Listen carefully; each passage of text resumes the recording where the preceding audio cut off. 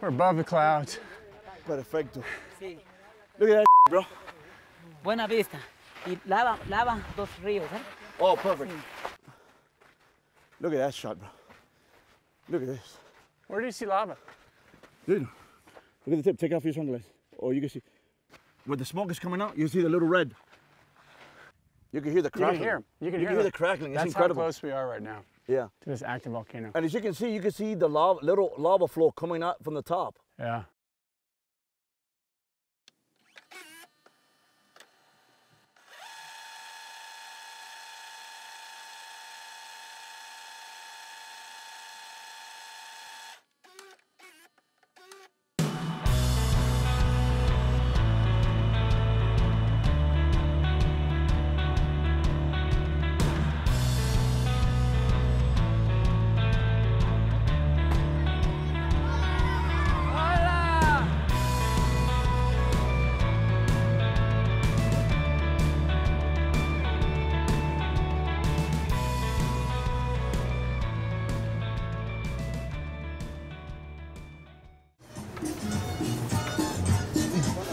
Stopping in Guatemala is definitely stepping out of my comfort zone. This is not something I normally do. I mean, look, I've never been to a destination my whole life, and this is what I do, I fish.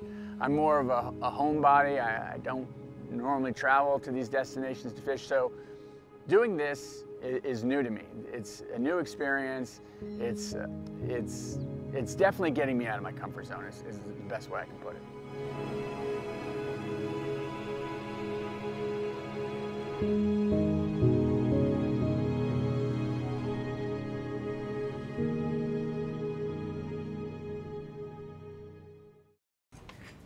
Muy bien. Sí, bien.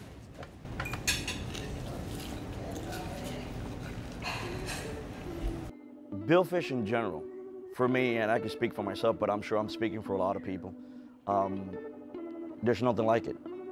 There is this adrenaline rush you get, the colors, the acrobatic display that they do, their power, their speed.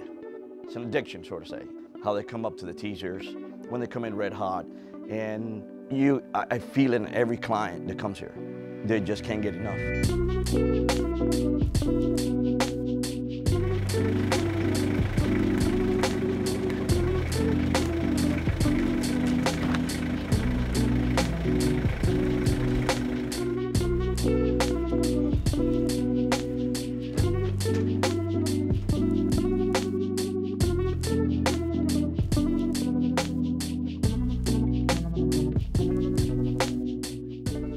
Sport fish is a lot different. I mean, to me, you're kind of locked in looking backwards. And what that really does, though, is that really focuses you, which I think is a good thing. A lot of times when you're sitting there in the center console, you know, you're concentrated on what's going on in front of you, you know, what's the wave situation, you're looking off in front of you. But sitting on the back of the sport fisher, you're concentrated on, you know, maybe 180 degrees behind the boat. And you can focus on those teasers, which is so important here, that you need to see those fish come in on the baits. There's so much to it. There's left long, right long, short baits, and teaser baits, and teaser reels. And once you become accustomed to the language, you know what you're dealing with, quickly you fall into the right place, and you know where to look when the captain yells out at you.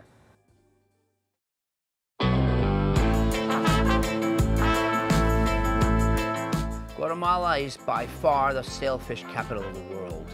We have the best sailfish fishery around, and it is a combination of just natural elements that make this fishery be so consistent and so thorough with sailfish.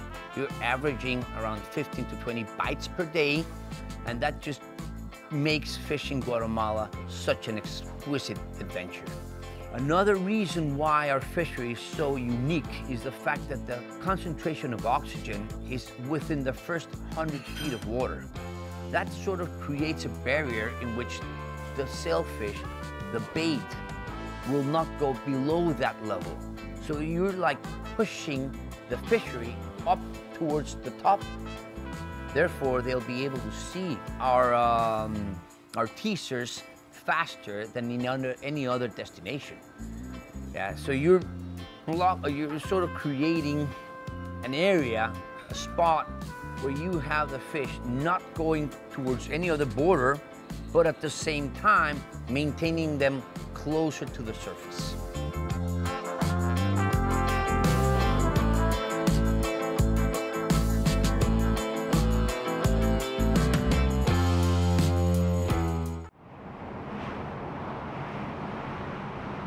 So we had a window of time that we're obviously going to be here, and a couple of days that we could fish. First day was gorgeous, typical Guatemalan weather. Talking to these guys, flat calm, you know, beautiful seas, but we had a cold front move in, which is unique for this area, but it does happen time to time. And I tell you, the seas were rough. We knew we were going to be in store for it. The further off you got, the rougher it got, and it made for some challenging conditions, you know, first thing in the morning. What's your take on the conditions, George? No, it's maybe 1 to 2 foot out here, not too bad. Not like the other day. A little breezier.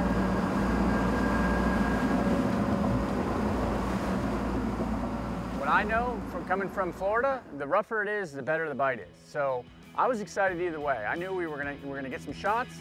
I was ready for those shots, and whether it was rough or not, I was gonna be fishing. Stopping. Yes! Yes! We needed lunch! We needed lunch! We got ourselves a little lunch. Or better yet, sashimi. We got ourselves, I believe it's from the jumps, a decent dorado. I wouldn't say it's big dorado. Maybe 10, 15 pounds. Hopefully I'm not jinxing ourselves here, but we're gonna have them, these guys, we've been waiting to get a dorado today. So since we cook on the boat, we're gonna do maybe some sashimi, maybe some grilled dolphin. You don't get any fresher than this. Dorado tacos. Come on, I mean, yes, it does not get any fresher than that.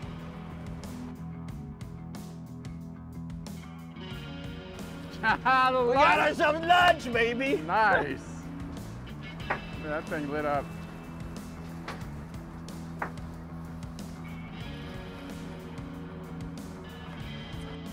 The treatment on the boat's second to none. These mates, the captains, they all speak English. They're incredible fishermen. They have it dialed in perfectly. It's not only the fishing that they're great at, they're also incredible cooks as well. I mean, where do you go that you catch a fish fresh, the back of the boat, he fillets it right in front of you, and it's incredible. 15 minutes later, he brings out fresh sashimi. This is kind of treatment that's second to none. So this is what they do out here every day. Yes. For lunch. Correct. Yeah, we clean it right out here. We take pride in our guests that we want to make sure they have a fresh, hot lunch. Not just the lunch, but also we'll do some sashimi. So from dorado tacos to nice sashimi, a little appetizer. Well, it doesn't get any fresher than this. No. That thing just jumped in the boat. Correct. Oh! George, this is what you were talking about? This is what I was talking about. Fresh dorado sashimi. Look at this. Just what we just caught. I gotta try it. Oh, look at this. I'm telling you, this is it.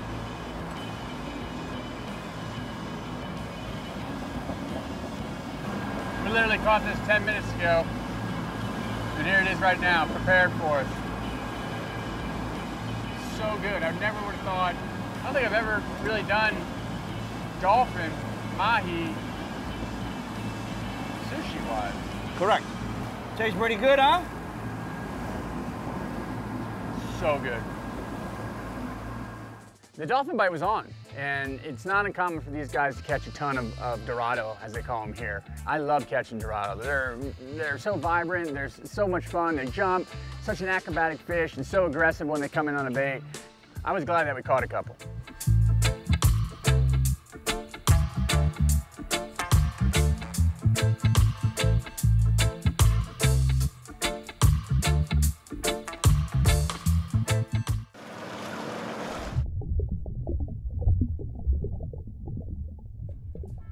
it's a little different. We're out here, we're trying to produce a show, and we're taking our time with each fish.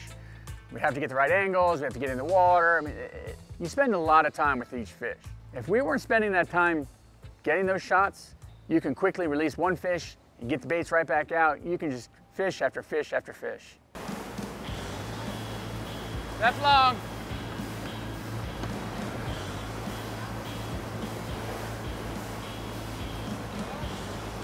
More lunch.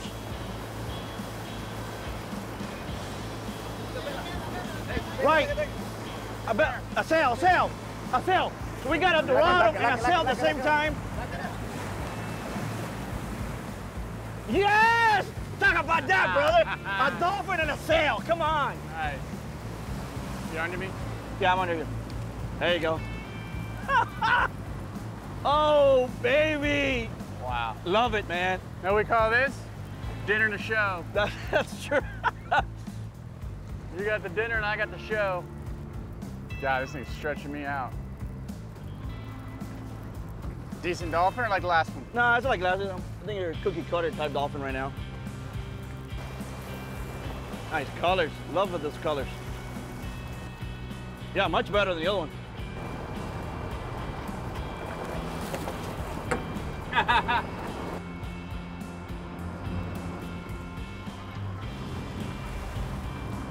Here it comes.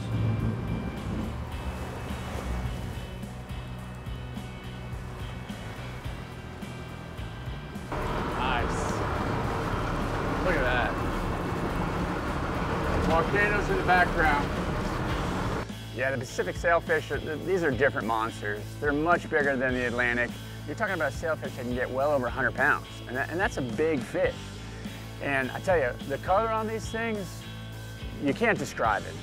They light up these vibrant, brilliant colors of blues and purples and whites. It's pretty incredible to see.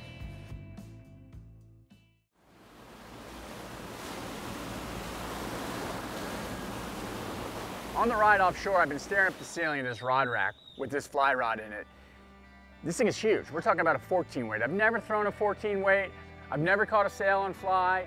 I want to try this thing out. So we're going to switch over to fly. What's the game plan? So what we're gonna do is, we're gonna take out one outrigger, so that will be easier and more comfortable for you to cast. Okay. So what we're gonna do is we're gonna wait for that sail to come in red hot to that squid teaser that we have there, the pink one. So as soon as the sail comes into that teaser, she's gonna try to bring in that teaser as fast as possible, teasing in the fish towards here, the transom. And what you're gonna do is you're gonna cast your fly towards the sail. In theory. Well, in theory, correct. Have you heard about my fly fishing prowess? How good I am at fly fishing? We're gonna surely find out. You're in for a treat. I promise you. Sail! That's the sail you want for the kite. Come on, all the way to the left. All the way to the left. All the way to the left. All the way to the left. He's there. He's there. He's hot. He's hot. Stay there. One more to the left now. All the way to the left. Stay there. He's coming. He's there. He got him. Yes! Yeah! Yes! Yes! Watch what? Yeah, there you go. Run to me. There you go. I'm just trying to keep it down. There you go. There you go. There you go! Yes! Nice. Yes! I told you, man, when they come in like that. Ozzy, that thing came into that teaser. The guys pulled it away. He was looking for something to eat. Yeah, like I said, man, when they come in hot like that, wow. My first on a fly. That's pretty cool. See somebody come for the first time and catch your first sail and fly, I mean, come on. That's awesome. I mean, I've caught a lot of Atlantic sailfish. They do not compare to the aggressiveness of these Pacifics. That thing was so mad on that teaser. There you go, George. There's a small one. There, we got him. Look at that fly right in the corner. Got him, baby. There you go. Look at that, man. On the fly rod, multiple fish on conventional today. Guatemala, Pacific fins. Dream vacation, dream trip for me. Bucket list, check that one off. What a trip. Let me know. Yeah! Woo! Bucket list, brother. Bucket list. That's it right there. That's why you come down here.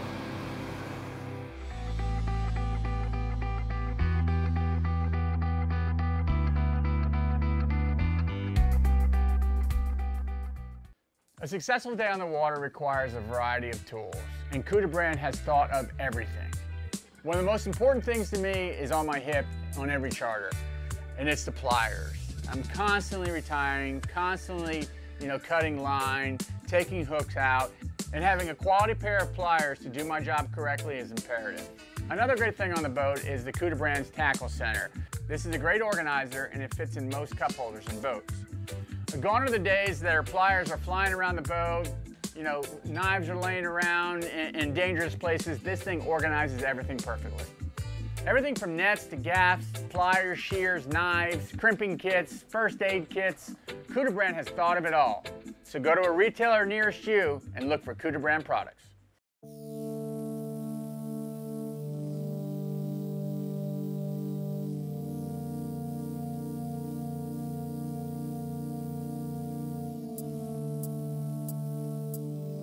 The whole time I've been here, I've been enamored by these giant volcanoes in the background.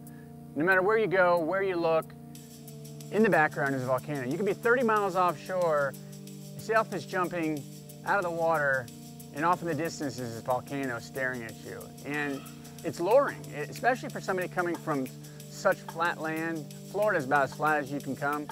Not having the experience with volcanoes, I'm just excited to get as close as possible to one of these things. Here in Guatemala, we have 32 volcanoes and 3 active.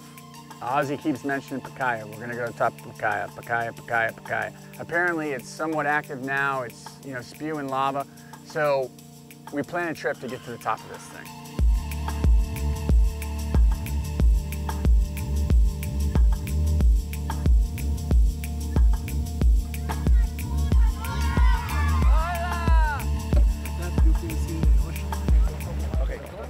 Here's the thing, because of how active it is, we're going to, correctame si estoy bien, si estoy mal. We're going to see the lava.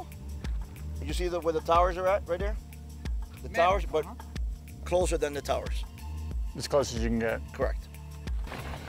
Amigo, dice que todo No. We drive about halfway up this volcano, and we come to a spot where you can't drive anymore, at least not in a conventional vehicle. We get out, and there's several different options. You can hike the rest of the way, which is about a 2-hour hike. You can get on horseback and take a horse up, or you can get in the back of this 4-wheel drive and have one of the locals drive you up there, and that was the choice that we took. We're all trying to hold on for dear life. This guy was not slowing down for us. He didn't care. We had thousands of dollars worth of camera gear. He was paid to do one thing, that was to get us to the top. Probably the faster he got us to the top, the faster he could get home to his family. So we were getting there. It was a short walk from the truck ride. And we came around a bend, and you see this thing. You really get firsthand to witness the power of this volcano. We're above the clouds. Perfecto. Sí. Look at that, bro. Buena vista. Y lava dos ríos, Oh, perfect.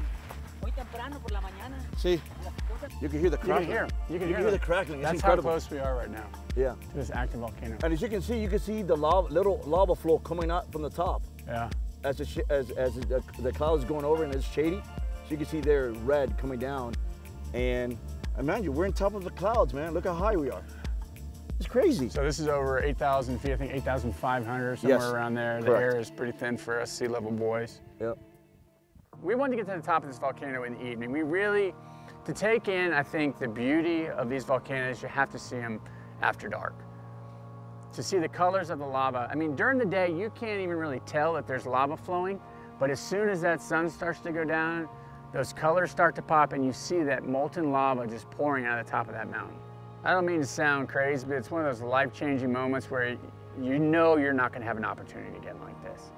Where you have an active volcano erupting in front of you, spewing out molten lava, and you look off to the side and there's this giant thunderhead cloud that's just, lightning is just active through it. And then on beyond that is 3 other volcanoes.